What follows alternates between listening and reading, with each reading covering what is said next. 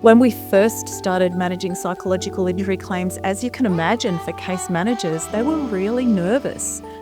And we did a lot of training and rolled out a lot of training, both soft skills training in terms of trauma-informed practice and dealing with difficult conversations, but also technical training, interpreting the legislation and making the right decisions for psychological injury claims. We rolled all of that out. Part of that was about building their knowledge and capability. But a real challenge for them was being able to explain that clearly to an employer in language that employer understood. Welcome to day 2 of PIEF 2024. I am with Heather Smith, General Manager for icare, Workers' Compensation. Heather has just finished speaking on testing and learning, which is all about driving outcomes for a more sustainable scheme. Welcome, Heather. Thanks, Mariam. Good to talk to you. And tell us a little bit about what was the impetus for this initiative? Look, it's as simple as it's a problem we're all facing. The number of psychological injury claims are increasing in most of the schemes. The mental health of many of the people that we're working with is declining, irrespective of whether they've got a psychological injury or a physical injury. And we were going, we need to do something differently. So we set up a small team to go, how can we do things differently and what can we try that we might be able to share with others across the scheme? Now, icare had partnered with Think Impact to run this evaluation. Was it important to have a third party involved in the deep thinking and the research that you were looking to put together? It was important to have Think Impact and Day 4 projects involved because what they brought to us were a few things. They brought an expertise in evaluation that we didn't have. They brought a different perspective. They're not workers' compensation experts, but they are practice experts. So they brought a perspective of how can you look at practice and how are the things that you are doing having an impact on the outcomes that you're trying to achieve, which for us were better outcomes for the worker in terms of recovery and better outcomes for the scheme in terms of being financially sustainable.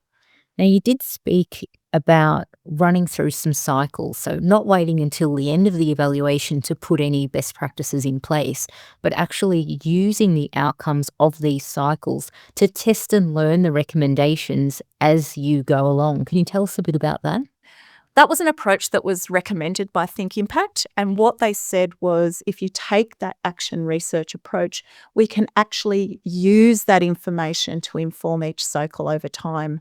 One of our goals is to also build some of that capability in the team so we can keep that mentality of evaluation going beyond the contract with Think Impact, which is those 3 cycles. And what are some of the learnings that you have taken from cycle 1 that you've then sought to implement into the next phase of the initiative? Look, one of the, I'll call it learnings, but it's probably more a reinforcement, is that there's no silver bullet. We had, and we know many of us are talking about what those solutions might be, but what we've really reinforced in the evaluation is it is really hard to say that this particular practice or this particular strategy is the one that really makes the difference.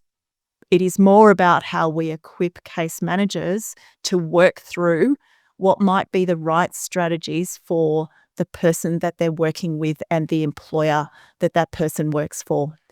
And so as we've built that out, we've really also added into the evaluation, well, how has taking a test and learn mindset as a whole impacted the outcome for those people? And what I should call out as well is we still measure the team in the same way that we measure all of the other claim service providers in that icare engages. So the quality assurance frameworks, the oversight, the outcome metrics are still all of the same measures. And this is really just looking about how do we take advantage of those key milestone moments in the claim to ensure we're doing everything we can from every angle to protect our injured workers, prevent any further injury like psychological injury occurring as a result of a physical injury that they might have regrettably succumb to? And at the same time, how do we ensure that our case managers are equipped to deal with all of the stakeholder management that they have with various parties? Can you talk a little about the improvement or the engagement opportunities that have been born out of this between case managers and the employer? Absolutely, because there's been some opportunities and some challenges there. When we first started managing psychological injury claims, as you can imagine, for case managers, they were really nervous. And we did a lot of training and rolled out a lot of training, both soft skills training in terms of trauma-informed practice and dealing with difficult conversations, but also technical training, interpreting the legislation and making the right decisions for psychological injury claims. We rolled all of that out. Part of that was about building their knowledge and capability. But a real challenge for them was being able to explain that clearly to an employer in language that employer understood. And we've really deepened the coaching and the training with workers, with our workers, when I say workers, to explain that to employers. The other learning we had, though, is some of the tools that we have tested create opportunities for conversations. So for a busy case manager, they're talking away, they're working away, they've got all of their tasks and admin stuff they have to do, and they don't necessarily always pause for a conversation. And an example is we had an employer resource card, which was a single one-pager of, hey, as an employer, here's some strategies that you can use, but here's also some resources available to you. What we found is they hadn't even read a one-pager. But the case manager taking the opportunity to go, hey, did you read that document I sent you last week? Was it helpful?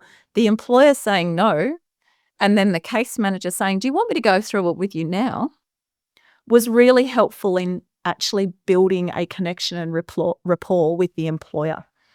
And I can't directly attribute, but I do know that the team that was testing that practice had their customer satisfaction scores from the employer go up significantly during that period. Yeah, that is a wonderful win.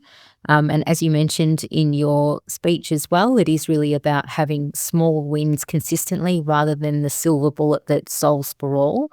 And it's these, not sort of smaller things, but it is these consistent practices that we can put in place that are simple enough in nature, but can have a big impact to how we deal with our stakeholders and then ultimately what that means for the employee who needs our support and needs to be supported by their network as well. Thank you so much, Heather, for taking the time out to have a chat with us about the Test and Learn initiative.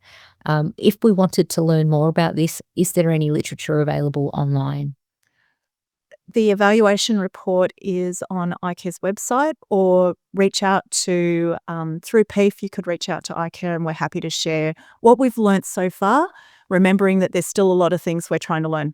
Okay, wonderful. Thank you so much.